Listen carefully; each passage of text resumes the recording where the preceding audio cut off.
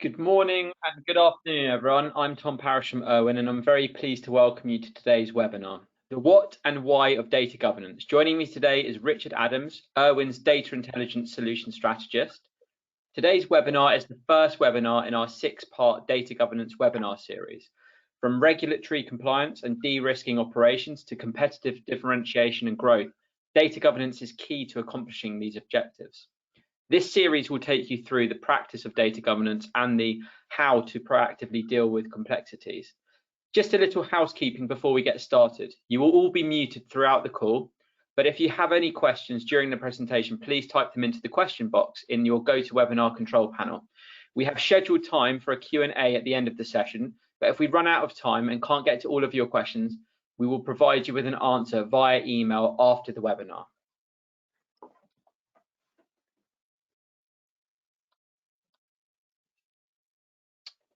So I'm just going to start with some slides and a bit about Erwin. So Erwin is a very well-established brand, and we've been around for about 30 years now, with the de facto standard in the data modeling community as the #1 trusted provider and #1 market shareholder with an excellent reputation. So a bit of history about us here. So 5 years ago in 2016, the Erwin assets were purchased by a private equity company, and the standalone Erwin Inc. Company was established. So at the time, we completed 4 strategic acquisitions of best of breed technology with a significant investment in research and development and product development to integrate these technologies together. So we achieved that goal, and we now have a unique value proposition as the only software platform with integrated capabilities for enterprise modeling, data cataloging, and data literacy, all under one roof. And we call this our Erwin Edge. So our tool is really here to help our customers facilitate collaboration between IT and the business. So that's really important for them to discover, understand, govern, and socialize data. So following Erwin's record-breaking year in 2020, Erwin Inc. was purchased by Quest Software, and we're now a complementary addition to their portfolio. And we're backed by even further investment and continue our journey. So I just want to highlight a few awards and recognition that we've received within the industry from our customers and the industry critics alike. You can see that we've got many awards on the right hand side. Particularly, I just want to focus on a couple of the most recent. So in December 2020, we were named DBTA's Trendsetting Product of the Year, and also I'd like to go into more depth about Gartner. Next slide, please. So this is very important. It's something we're very proud of at Erwin. So you can see in 2019, Erwin highlighted in red, and we're in the leader quadrant. This was actually our debut and first and only submission in the metadata management quadrant of Gartner. So we were incredibly proud to go to leaders on our first attempt. And then in 2020, on the left-hand side, you can see that we've actually had the most considerable jump in terms of ability to execute and completeness of vision out of anyone in the whole quadrant. And that quadrant's actually gone from 12 companies to 10. So it's a very interesting space to be in. Next slide, please. So at Erwin, we've got strength across all major industries with a long list of well-known global brands and household names using Erwin solutions today. And we've got a very happy and loyal customer base that are always willing to talk about why they selected Erwin, the business journey that they've gone through, the challenges and use cases that we help solve, which we'll be covering today with Frank and Richard, and what it's like interacting with us. So that brings me to the end of my slides, and without further ado, I'd like to introduce you to Frank Porschmann of Edigma. So Frank will lead us through today's webinar. Frank has more than 25 years of experience in the IT and tech industry, including 10 years at IBM in EMEA and serving as CTO at Deutsche Messe. Today, Frank runs a professional services firm specializing in AI and data governance strategy. He also leads the Institute of Data and Analytics Governance at the University of Digital Sciences in Berlin and serves as a reserve officer in Germany's Cyber Defense Command. Over to you, Frank.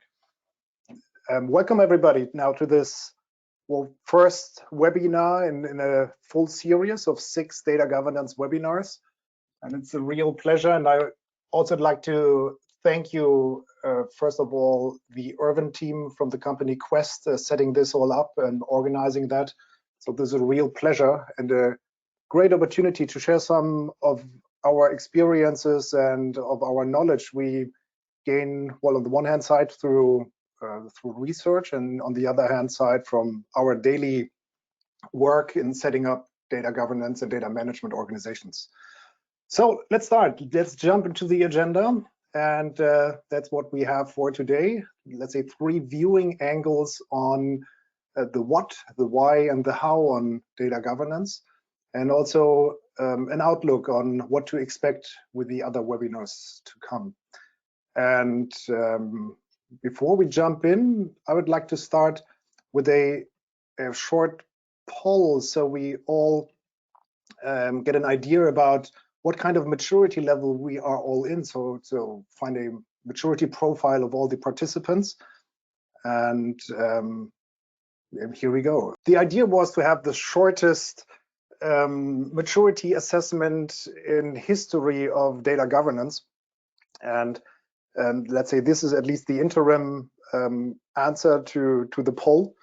And we had those, let's say, five levels: aware, initiated, acknowledged, and managed, and optimizing, which are the usual maturity states different maturity assessment methods do use. And what we see here is really pretty much exactly what is the benchmark or the average industry situation from a global view. So most of the companies are in a state somewhere between initiated and acknowledged, which mean they are doing something. It's not really officially working. Companies with a managed state would usually mean they are already in an operational state, having KPIs, managing the processes, and are in sort of control of their data. Most of the companies and the enterprises worldwide are just setting up the program to do that. So this is, let's say, quite a good shot. And also, I'm quite happy to see that we have participants here, even from enterprises which are in a managed state. Even though this webinar is about the what and why, but I think it's always good to get some new impressions and knowledge on that. So then let's jump into the first viewing angle, the what. And the what is actually usually what always comes first with a presentation on data governance. So of course I'm going to do it the same, but as you will hear in a second, with some critique to that way of introducing data governance. Basically, defining data governance is quite difficult. What you see here are 4 definitions out of about hundreds. And we have definitions coming up from all, let's say, all sources, from science, from technology vendors, from consultancies, from advisors, from trainers. They all have their own very specific truths on what data governance is.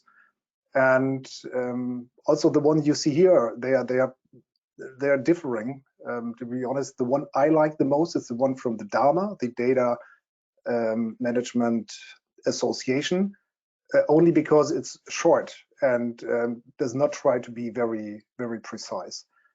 But as I said, that's make the scenery quite difficult, that there is no clear definition out there, and most of the stakeholders in the game try to push, let's say, their specific definition.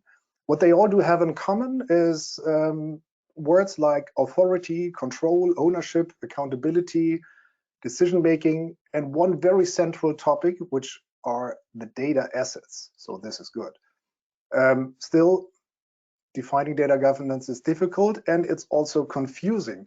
There are some concepts out there going even further. So they do not talk about data governance, they talk about information governance.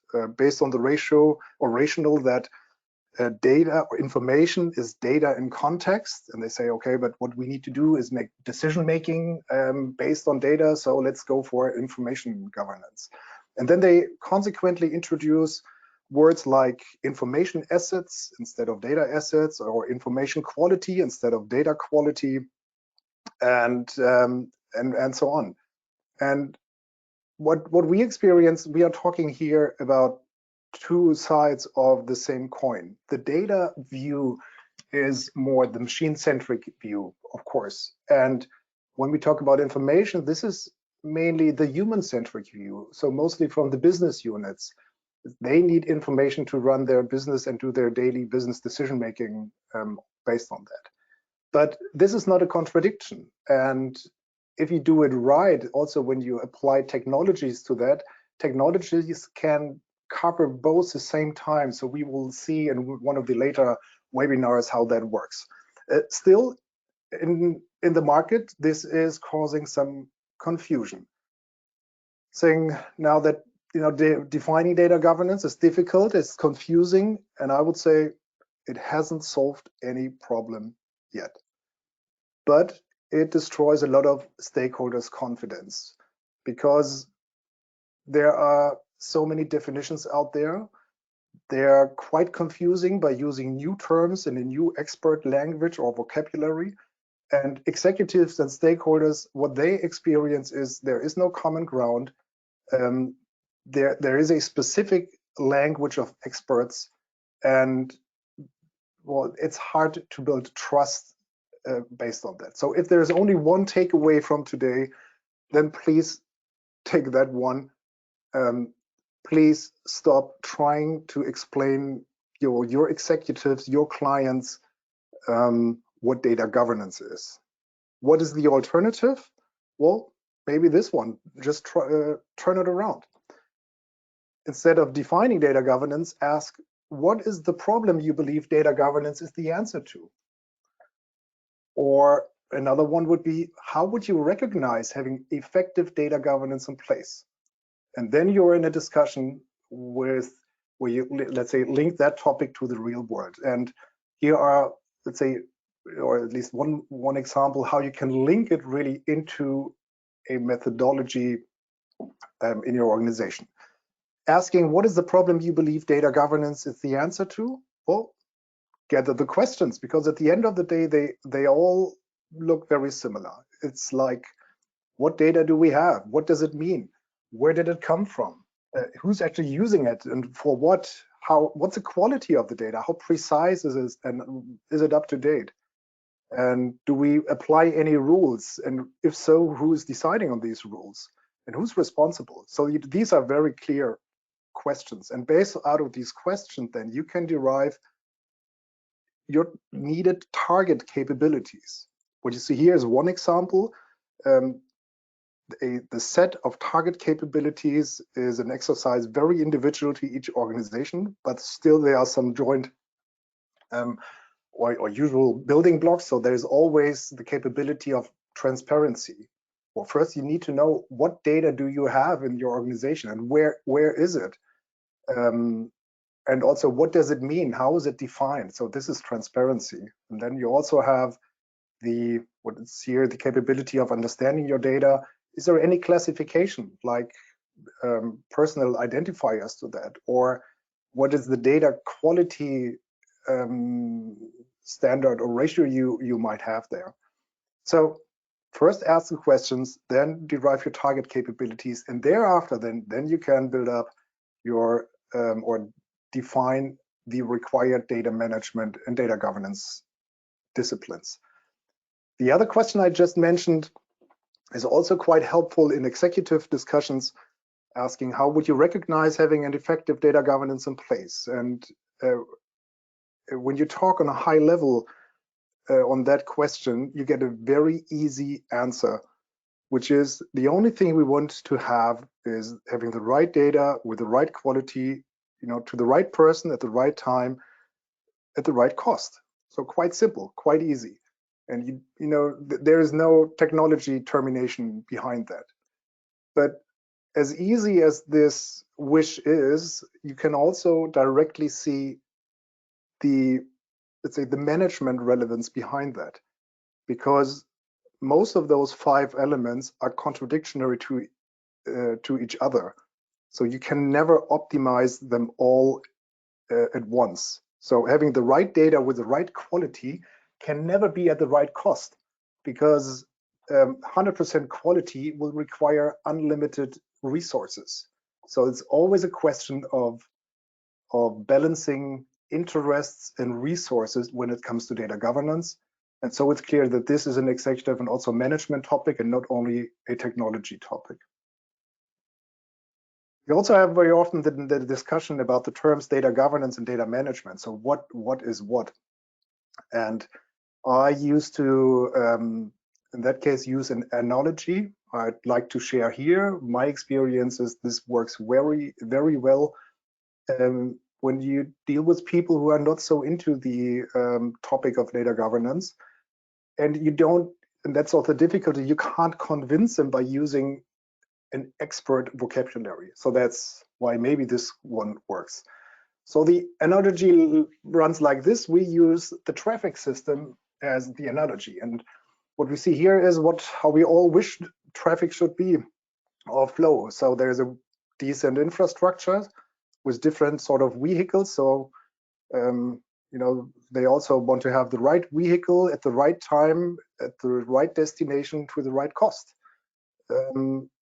And comparing this to our data world, you know, these would be our data assets. We have big ones and small ones, fast ones and slower ones, but these are the assets, let's say, flowing through our organization.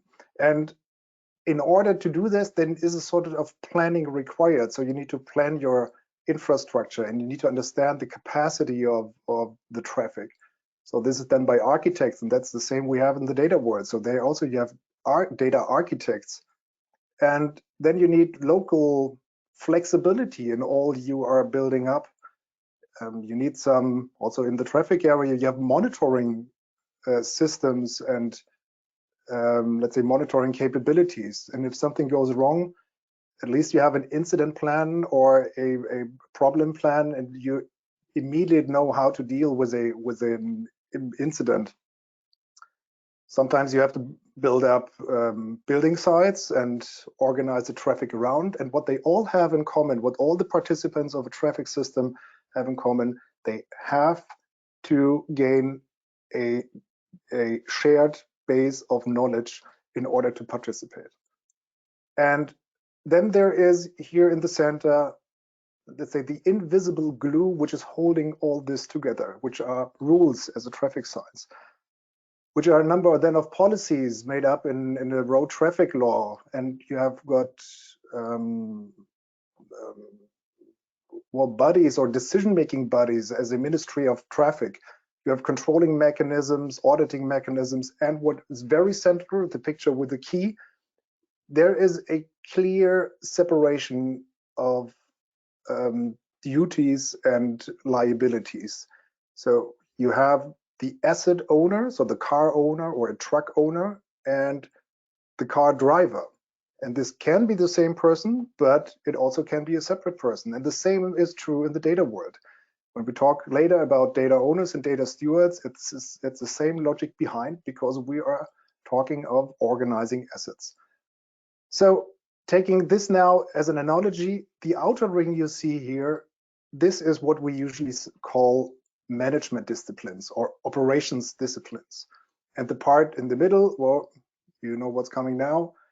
These are governance disciplines. And when we now move it back to the data world, we also have data governance disciplines which care about ownership, responsibilities, policies, decision-making. So this is also in the center. And consequently, you have data management disciplines around. You need to apply to operate, let's say, all the functions in your data capabilities, or build your data capabilities. And these are quite special. And so this is then now already starting the subject matter expert vocabulary. and not everybody is willing to follow from the executive side. So what you have here are disciplines which are called like this, like data modeling, data architecture, data flow. From the business side, only the very top are those they usually have contact with, which is data quality management, data cataloging, and maybe data sharing and business glossary. The rest usually remains hidden. And what's also special is that all these disciplines are interlinked with each other. And that's also makes it so complex. So no matter which string you pull here in the spider net, the whole net is going to be affected and starts vibrating. And that's also what you might experience in your organization when trying to push data initiatives, that from a certain point of time, they become complex or even need to be stopped because you cannot handle the complexity. And the reason behind is not that it's poor project management. The reason behind is very likely that the needed data governance principles, or at least the basic principles of data governance, are not established so far, so that there cannot be any synchronization between all those disciplines. So that's for an overview and let's say the definition. So then let's go to the second viewing angle, the why. And what addressing the why, I would like to also take two different aspects in here. The one is the general why, the drivers. So why should companies in general care about governing the data? And the second part is more the specific one, which is the value side. So asking, what's in for us? Why should we, or where exactly should we focus on, and where is there economical benefit in for us? So let's have a look at the drivers. And here you see a list of drivers from external to internal drivers. I don't want to read them for you, but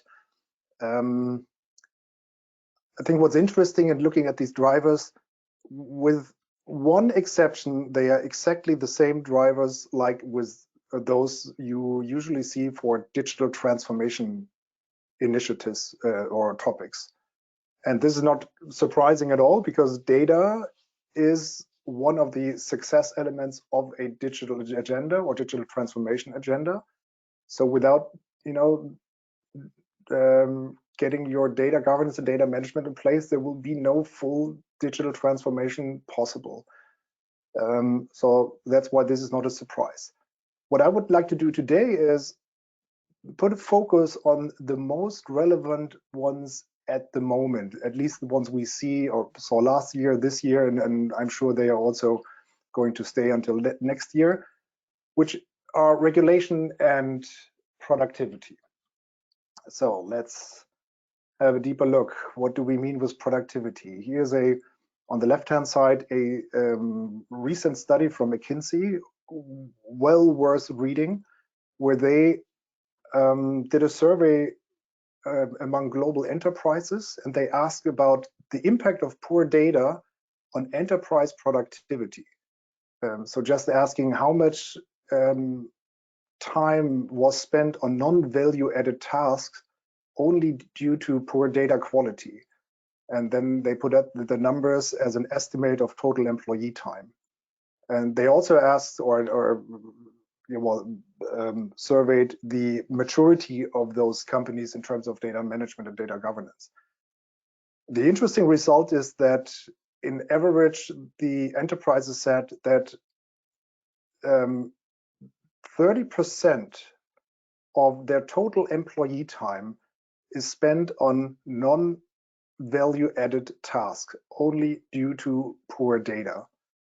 And comparing this with companies which stated that they have a higher level of data competency, they only reported around 10% of total employee time spent for these. So that would mean, a net 20% difference or a potential of net 20% within an enterprise. So if you multiply this up with your total employee numbers, this is quite a big number worth looking at. And this is also a number the C-suite cannot ignore. But still, you know, the way towards operations needs to be laid out more precisely. So that's a productivity driver. Looking at the regulatory drivers, you see on the right-hand side what happened the last 2.5 years since the introduction of the GDPR.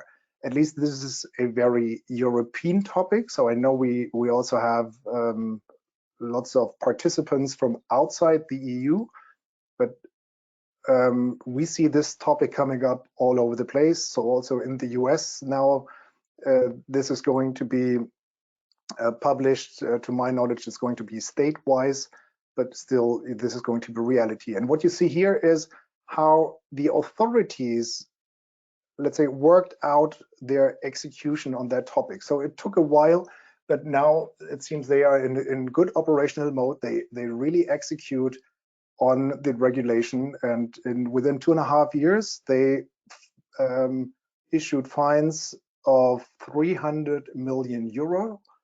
The average fines, well, between, or I think that the fine is something between 10,000 euro and the biggest one around 6 million euro. Actually, four weeks ago, a Spanish bank was accused to breach 3 of those of the regulation chapters and had or now has to pay 6 million euros on that. So this is reality, and this is more than just an administration topic.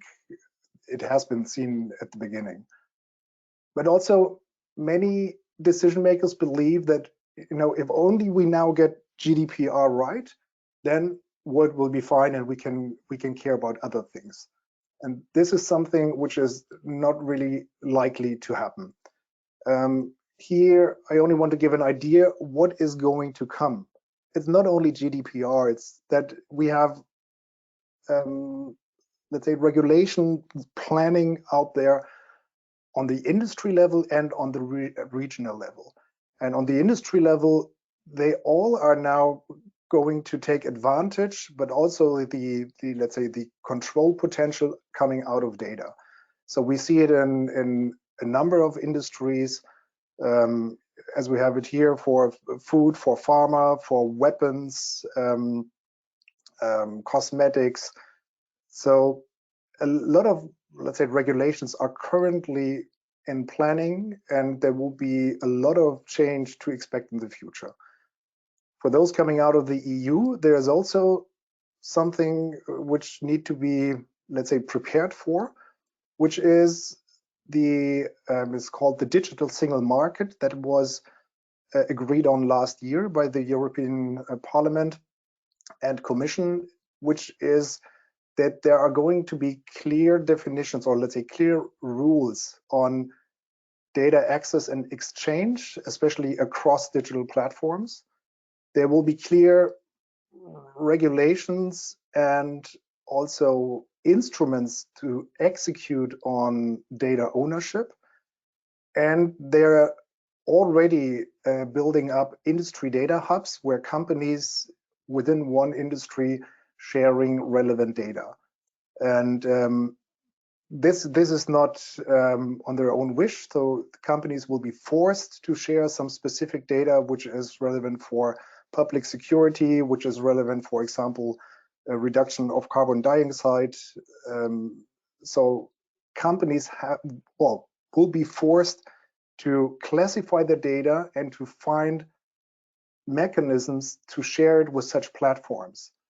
And well, this is now to expect in the next, I would say, 3 years in the EU, that companies have to react on that. So that's on the regulation side, so it won't go away. And maybe on that part, a short question, as we have experts from Erwin in here. How, because this is exciting how Erwin tackles this as a solution provider. You know, you cannot foresee each and every, let's say, regulation or regulatory change across the world. So Richard, how do you approach that? Yes, good question, Frank. The way that Erwin approaches that, using our data intelligence suite, is to have a great deal of flexibility, customizing the data literacy modules we have. In the business glossary, you define your own assets, you define your regulations, your policies, your terms, the way that each of these interact with each other. So by dividing up the responsibilities for people in compliance, anyone in risk, anyone in the data governance teams, they can define the regulations that matter to them, define the policies which are going to be ensuring that you are compliant with those regulations, and link them to each other, but also link it over to the data catalog, the real live physical data. So you can track everything, you can really set some expectations, whether it's GDPR or any other compliance law. You can make sure they're well documented, that they can be changed whenever you need to, that it can be reported on, that there's flexibility, because it's not just about what regulations apply and factually state those, but different companies are going to have different responses. Their level of risk is going to vary from company to company. We saw that when GDPR came out. Different answers were given, and as fines were given out, people then adapted their way of thinking because their level of risk changed and their level of comfortability really changed. So flexibility is a simple answer. And we work with our customers to make sure that their answers are to the level that they want, so we can explain and make sure that the solution really fits with that broader strategy. Basically, thank you. Okay, well, yeah.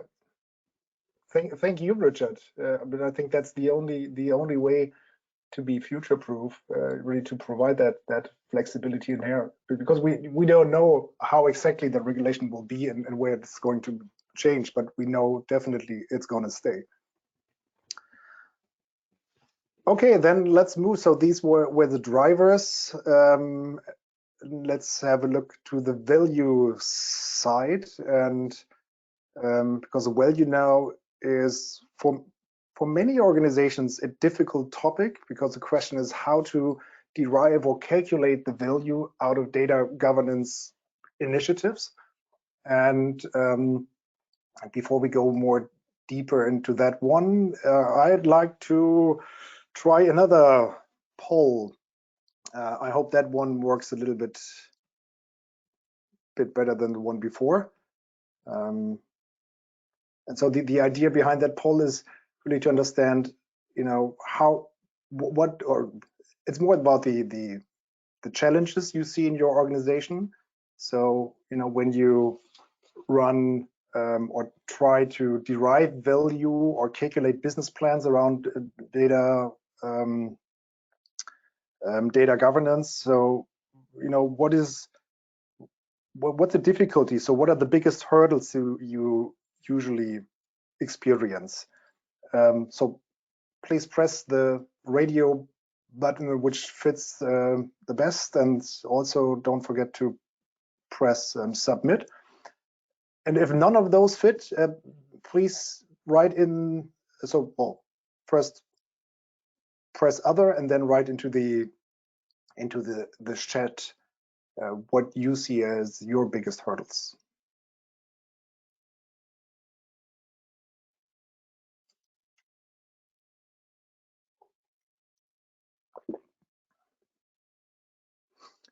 All right. So last few seconds before I close that one.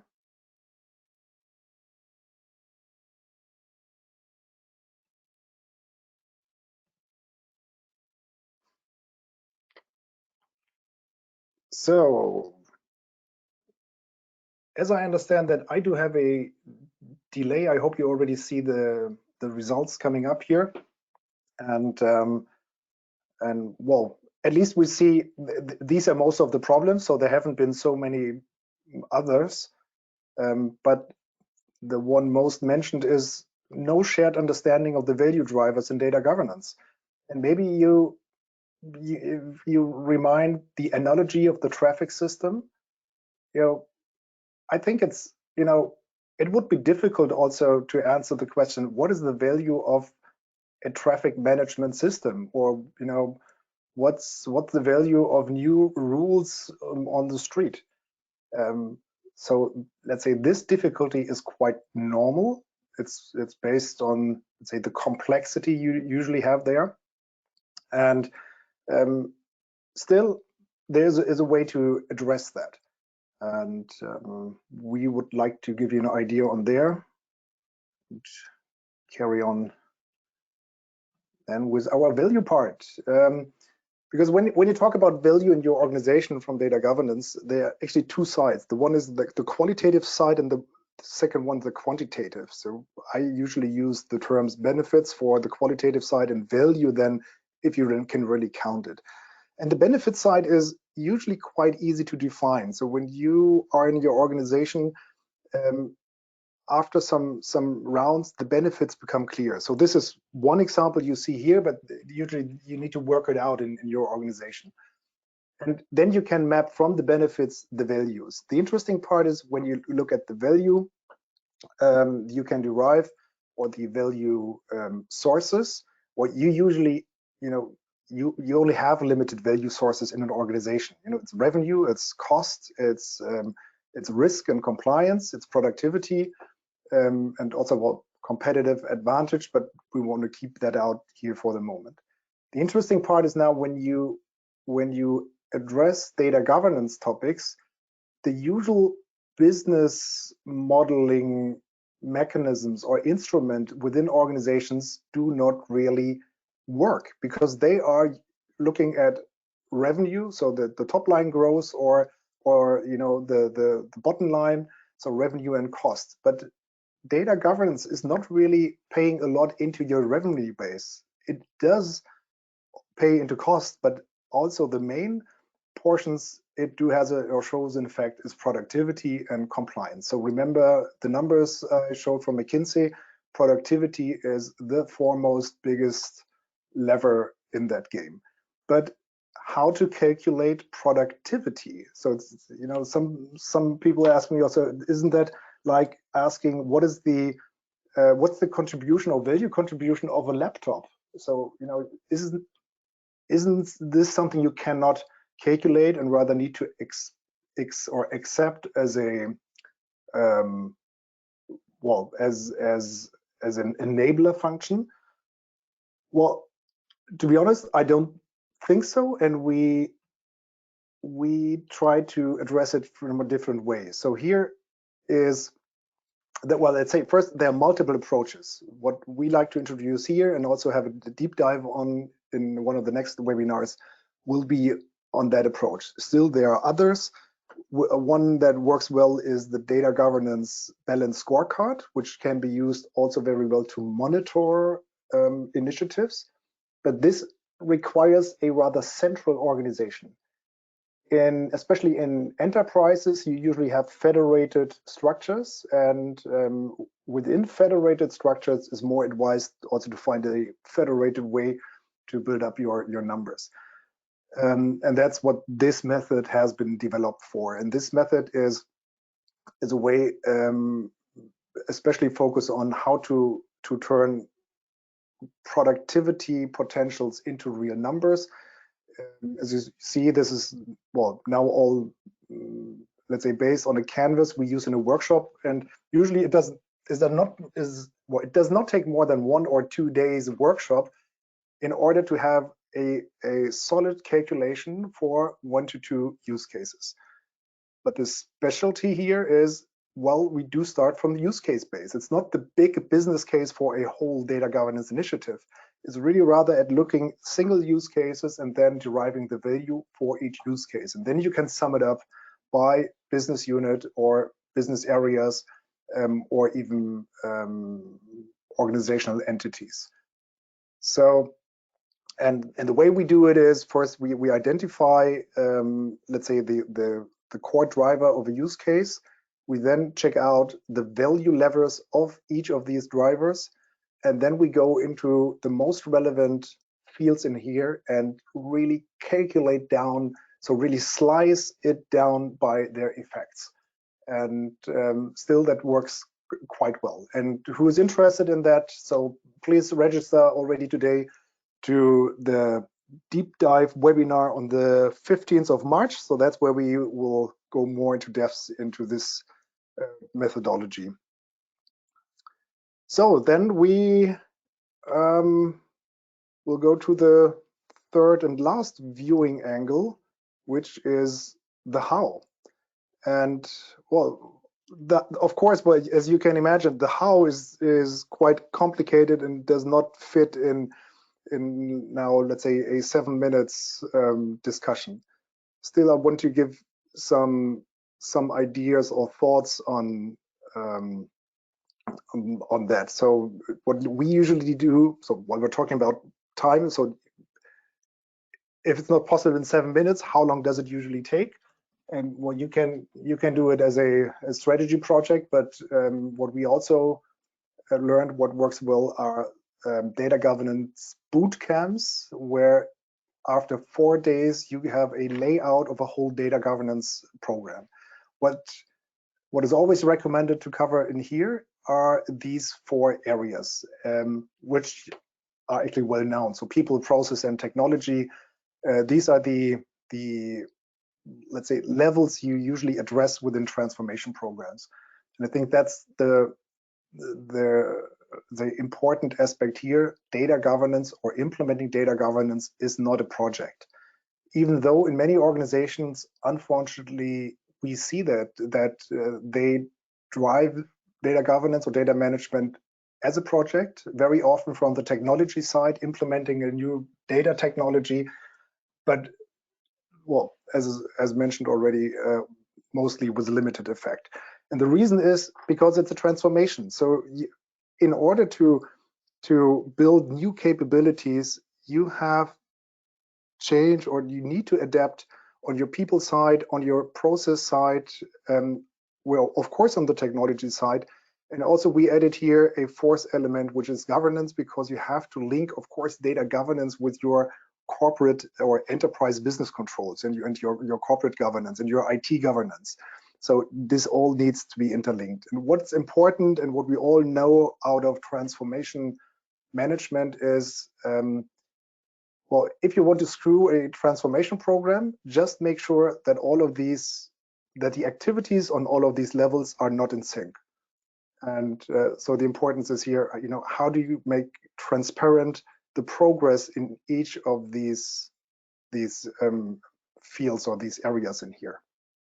And there's, let's say, one approach. We are also going more into depth in on one of our deep dive webinars on the 13th of April, where we really show how you could do that. So there is a methodology. It's also on the Canvas base, but it's a different one than the one you've seen for value. And this one helps you on the one hand side to shape a program, but also to monitor the progress of a program. Also, when it comes to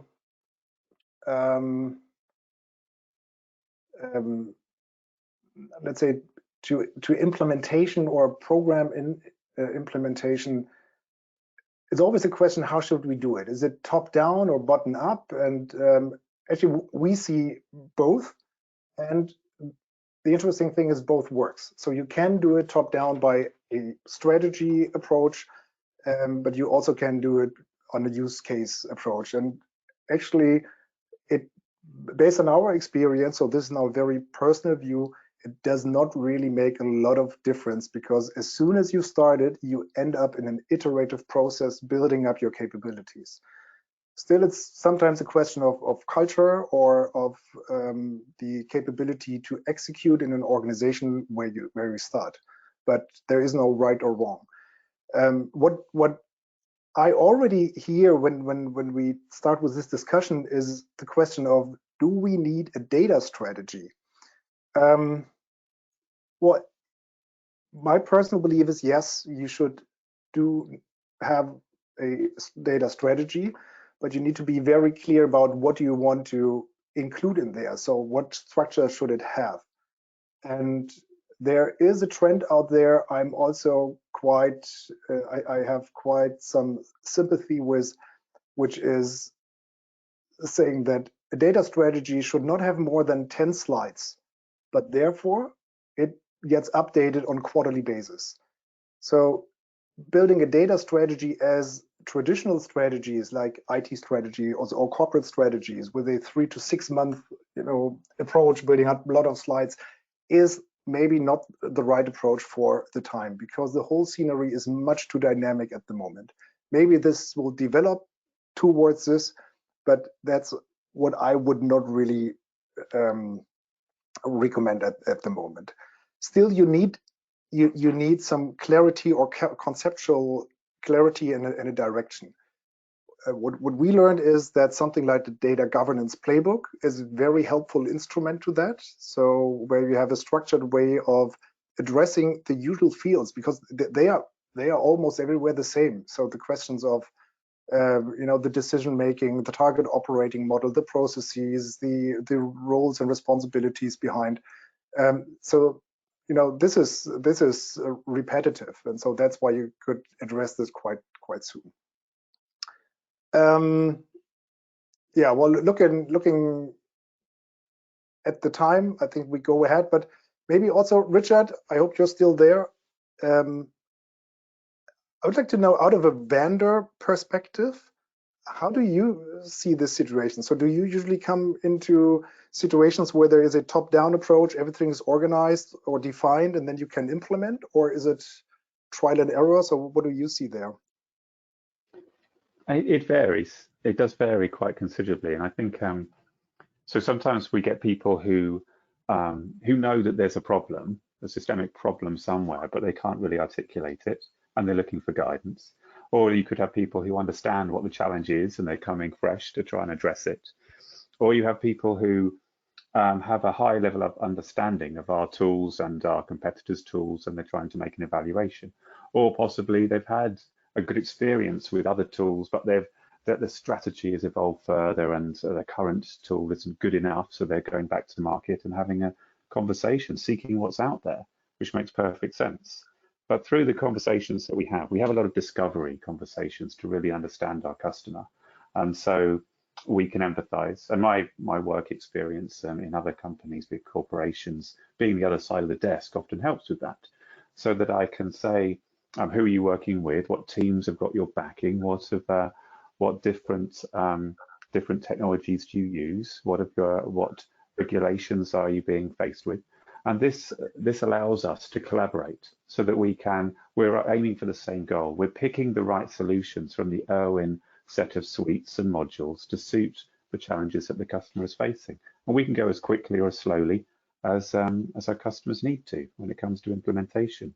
So it varies so greatly, but because our tools are flexible and because we like to work and collaborate with our customers, and we're not pushy, we're not, the urgency really comes from the nature of the customer's needs, and then we can be very relevant and respectful to what the customer is looking for. So it varies considerably, basically, and it doesn't really matter in that respect when it comes to our solutions, because we mimic what is required.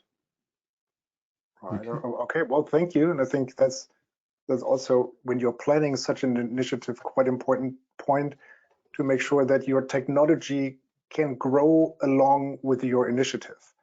So also cost-wise. So when you build up your cases, you don't want to have the big cost right up front. So yeah, well, maybe the last topic, as I said, the how is something we could talk hours for. But the question always is there something which is always right? Is there something, are there any no regret building blocks? Anything I could do without getting fired? And we say, yes, there are. And the one is on the organizational side, setting up your roles and responsibilities. So this, even without the technology, this really helps. As soon as you have someone made responsible, that person takes care, and then decisions are more, let's say, more structured, more fluid in an organization, which usually covers defining your data assets, then assigning data owners to those assets, and not the other way around, by the way. Defining data stewards, supporting the data owner, and think about decision-making mechanisms around data. This is something you can, well, everyone can start now, but it is also quite tricky, especially the definition of the data assets and the data owners. And the second one is more on the, let's say, technological side. So as I said, the first step is always making or providing transparency. So then the question is, how could we provide transparency, ideally by data catalog and also supported by data glossary. So then you can really incorporate what we had at the beginning with data assets or information assets, or having data and information captured in one system. Well, this is what you can do with data cataloging and the data business glossary. As these are two, let's say, field of let's say more to say, we have a webinar for each to come. You see the dates here. If you are interested to see and learn more, just register. And also for the one of the data catalog, you can also receive or you will also see then there a demo, a live demo on the Erwin tools. So what can you expect? Maybe summarizing the let's say the webinars which are coming ahead, which is one on the value topic, one on the let's say program setup and program monitoring, one on roles and responsibilities, one on technology with a live demo, and the last one will be an executive roundtable with executives out of the data or out of enterprises established with data governance. So that's to expect. All right, so then, well, time is running against us. If I had to close it all up and someone asked me, now at the end, what's data governance about? I think a picture says more than 1,000 words. I hope you all have experienced that before, and maybe with data governance, this is going back to become a normal, impactful, and effective team. So that's it for now from my side, and I would now hand over back, Richard, to you. You had an eye on the questions. Was there anything that came in? There's a few questions in, and if we don't get to them all today, we obviously will respond outside of this webinar. As an example, then, if an executive does not understand data governance in the first place, how can he or she respond to the question? How do you recognize the effective data governance? How do you know that that exists or does not exist in your company? Well, I think that's referring to one of the first questions. Yes. Well, what actually should always work? I think there are a few exceptions. It more depends then on the industry, but an executive or even a top executive usually knows about inefficiencies within an organization. They maybe do not know directly where they are coming from, but because they build up over years, everybody is aware of that. And they also know about responsiveness of technical changes. So let's say this back and forth between business and IT is very well known also in the C-suite. But at the moment, so that was also the last picture, when it comes to data, there is no real owner. Business is not owning the data, and IT said we never had the job to care about the data. We had the job to run the systems. And this situation is something which is being well aware. And this is something then I would build up the discussion on, but always will talk about the effects. What are the problems? What are the issues where you believe or experience that, let's say, missing information is the reason to? Yes, I think if there were some difficult questions like where is all of your sensitive data across the landscape, across your architecture?